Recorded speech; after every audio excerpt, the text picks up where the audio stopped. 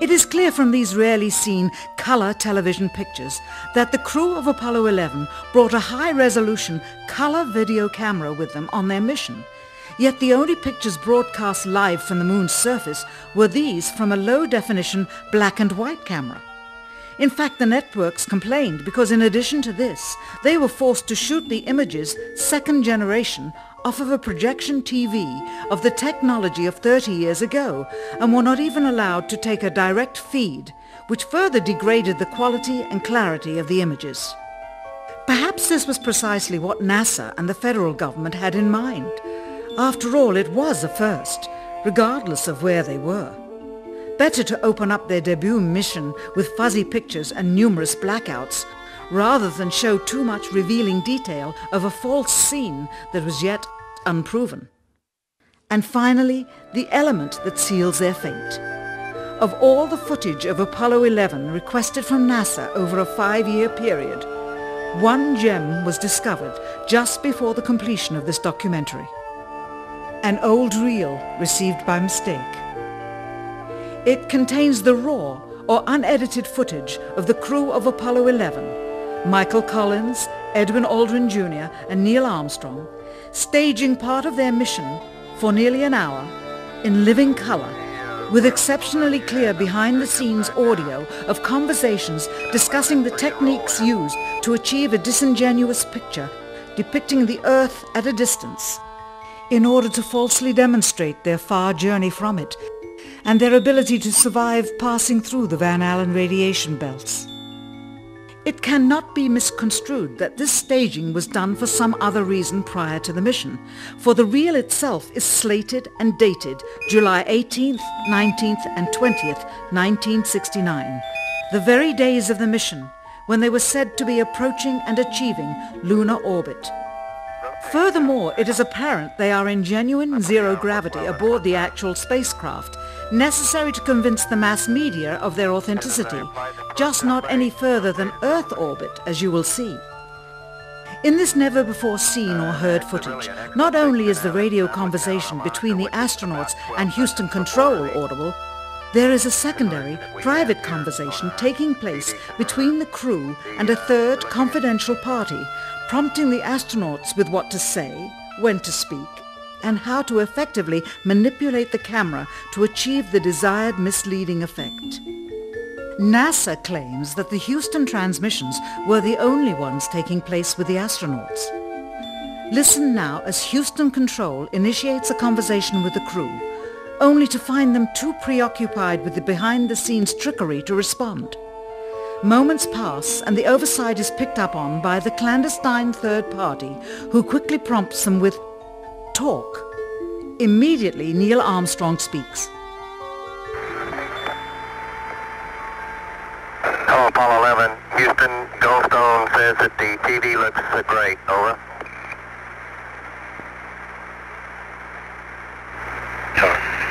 Okay, Roger. We're mapping in on Earth.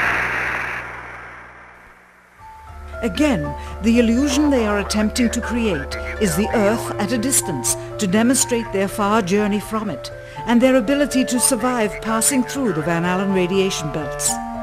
Understand, too, that only about 20 seconds of this raw footage was ever broadcast to the public, and these conversations discussing their deception were believed to be private, until now.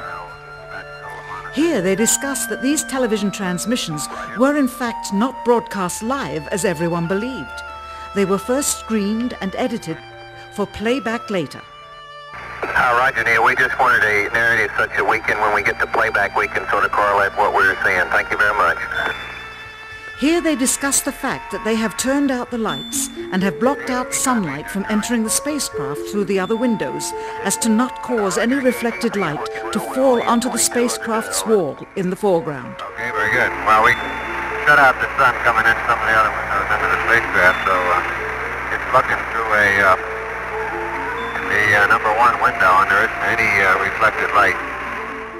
The reason this was done is so that the truth of the matter would not be revealed. It is this. though the federal government would have you believe that this is a view of Earth from a distance out of the spacecraft's window as it nears the moon, it is not. What they have ingeniously done is placed the camera at the back of the spacecraft and centered the lens on a circular window in the foreground, outside of which it is completely filled with the Earth in low orbit. The circumference of the window then appears to be the diameter of the Earth at a distance, with the darkened walls of the spacecraft appearing to be the blackness of space around it. That is why they wanted the interior dark and blocked out the sun from entering through the other windows. Here you can see the extruded window, probably 2 inches thick at the bottom. This is because the Earth's shine is coming in at a downward angle. It also causes the Earth to appear to be an irregularly shaped circle, for you are seeing the outside of the window at the bottom and the inside of the window at the top, which together form 2 different sized halves of a circle. Subsequently, this take was never used. As they perfected the shot, a crescent-shaped piece of black material was inset slightly into the window to create the illusion of the Earth's terminator line dividing night and day. It is uncannily convincing. During this segment, intended to be edited and played back later for the worldwide television audience, dated July 18, 1969, Neil Armstrong condemns himself as he states that he is 130,000 miles out, or halfway to the moon, as the NASA flight log also states on this date, when he is in reality in low Earth orbit of a few hundred miles. Roger, Houston, Apollo 11. Calling in from about 130,000 miles out. Here, during another segment, also intended to air after review, Neil Armstrong falsely explains to the viewers how the shot is attained by putting the camera's lens to the window's glass, as it would have to be if they were the claimed distance away from the Earth. We only have one window that has a view of the Earth, and it's filled up with the TV camera. If the window was completely filled up with a TV camera, as he stated, then an astronaut's arm would not be able to get between the camera and the window, as it obviously does here in this outtake. South America becomes invisible just off beyond the terminator or inside the shadow. You can also notice how the astronaut operating the camera reacted to the mistake by attempting to pan away from it. Blue cast. See white bands of major cloud formations across the Earth. This is a segment that they believed wasn't even being recorded, much less suitable for broadcast, for the lens was being zoomed out and the scene was being changed to that of an interior of the astronauts at work, and apparently the stop button popped back up on the recorder without notice. Here is the diffused work light that they used to see camera controls, but not throw light onto the spacecraft's wall. Here they remove part of the crescent insert.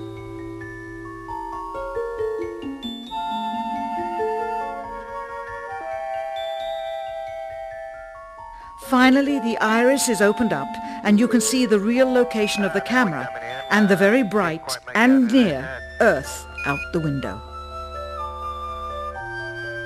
Here is the slate for the 19th of July, and the same shot of trickery on the 19th of July, and then the 20th, and the same misleading shot on the 20th. Later that evening, they were said to be walking on the moon. How can this be when they were in Earth orbit only 9 hours earlier, and the moon is some 3 days' journey away? Furthermore, if they genuinely went to the moon, why would they be faking any part of it? Why this trickery with the window? By faking being halfway to the moon, it becomes apparent that they did so because they could not even go halfway.